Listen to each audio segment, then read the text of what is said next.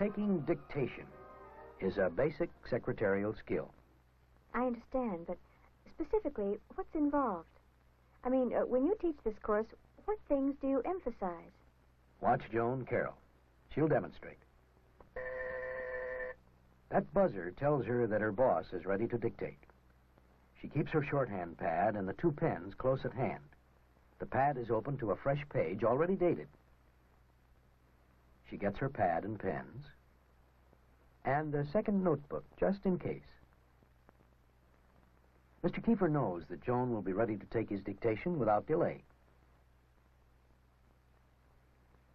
Through experience, they've worked out the best place for Joan to sit, where she can be comfortable, watch Mr. Kiefer as he talks, and have a firm, flat surface to write on. She pushes the page up with her left hand, so that her writing hand has to move as little as possible. Why does she use just half of the page? Well, the narrow column can be spanned with a simple wrist movement, no arm movement at all. It helps her write faster with less effort. Also, it leaves space for special instructions and corrections in the right-hand column. When Mr. Kiefer finishes replying to a letter, he gives it to Joan so she can number it. At the beginning of her notes, she has written the same number for the reply. So she knows which reply goes with each letter? Right. The letter is placed face down so that as other letters are added, they'll be in the same order as her notes. Now he's going to dictate a telegram. Joan notes this in the right-hand column, telegram.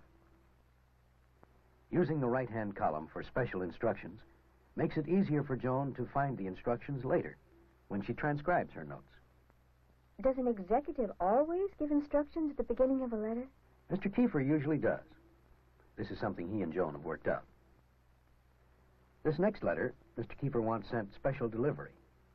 Joan also notes that there are 2 enclosures, and she reminds herself to make 3 carbons, knowing that Mr. Kiefer will want these.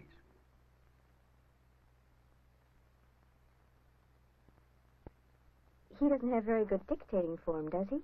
You mean covering his mouth? Mm-hmm. This is typical of the problems a secretary has to handle. Her executive may not enunciate distinctly. He may talk in short bursts.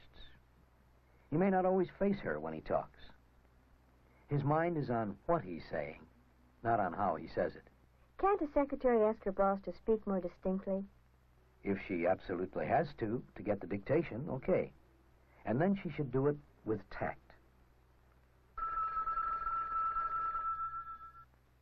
When there's an interruption, she tries not to distract him in any way.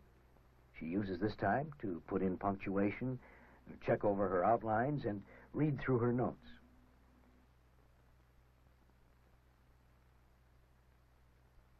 When Mr. Kiefer asks where he left off, Joan is ready to repeat the last sentence or two to help him pick up his train of thought. He may decide to omit a sentence or paragraph and redictate. For simple word changes, Joan crosses out the old outlines and writes new ones above them.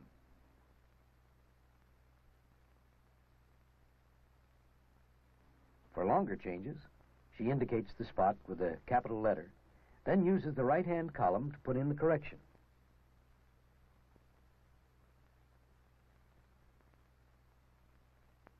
Joan has an excellent vocabulary, including special words that Mr. Kiefer uses in his business. This helps her take down exactly what he says as fast as he says it. What if he makes an error? Doesn't she have to interrupt then? If it's a grammatical error, she'll most likely correct it herself. When there's a question of style or meaning, she marks it so that she can ask about it later. It's best to check figures or unfamiliar names, however, when they're dictated. Most executives are accustomed to giving supplementary information where needed to ensure accuracy. I suppose it took Joan a while to get used to Mr. Kiefer's dictation. Yes. Every executive has a style of his own.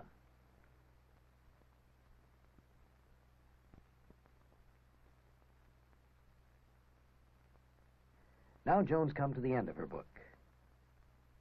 Good thing she brought an extra. It saves her from having to go back for another, which would interrupt him.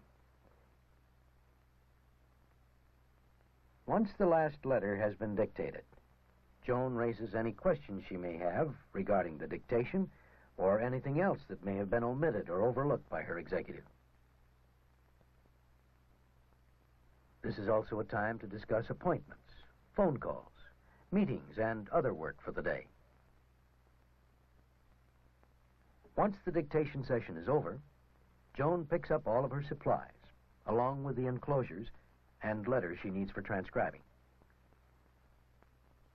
Mr. Kiefer can return to his work knowing that Joan will complete the transcription of his correspondence efficiently. There are a number of other situations requiring variations in usual dictation procedures. Here, one of the salesmen in the office wants Sally Anderson to take notes of a telephone conversation. She's prepared to switch from transcribing to dictation without waste motion. A paperclip marks the next clean page in her notebook.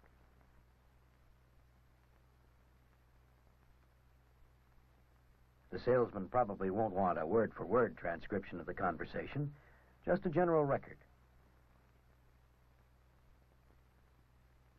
Sally uses a separate column for each person talking. This saves having to write down who's speaking each time there's a shift in the conversation.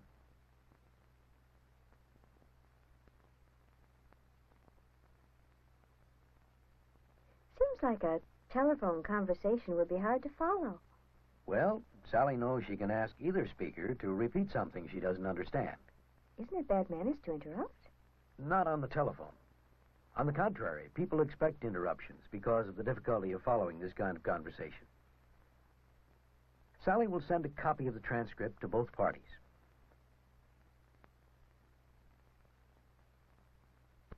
There are some dictating situations that are less than ideal, as when Sally is asked to note last-minute instructions, or when she has to type a letter directly as it is being dictated.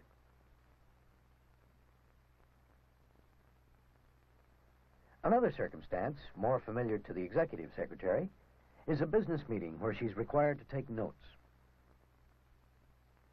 Joan must be especially alert so that each time a new topic is introduced, she's prepared to record the name of the person who introduced it, the main points covered, and the general comment.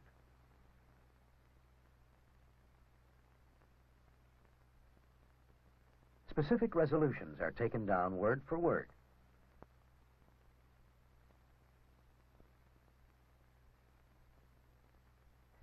Whenever items come up on which action is to be taken immediately after the meeting, or for which Mr. Kiefer is responsible, she marks the item with an asterisk. This mark will help her locate these sections for Mr. Kiefer if he wants to refer to them before the notes are typed. Is there anything special a secretary should do to prepare for a meeting? If it's a formal meeting, it helps to check through the previous minutes to see how the meetings are run.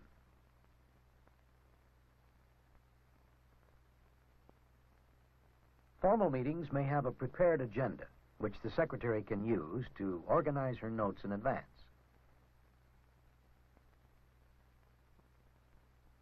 None of these techniques, however, is a substitute for speed in writing shorthand outlines. This comes only with practice. Thorough competence in writing shorthand notes frees the secretary to give her complete attention to what each person is saying. Bet it's a relief once the meeting is over and the notes are done. If the secretary has done a good job. She still must read her notes and transcribe them. The moment of truth. Now is the time when Joan, or any other secretary, appreciates the importance of doing a neat, accurate, and complete job of taking dictation.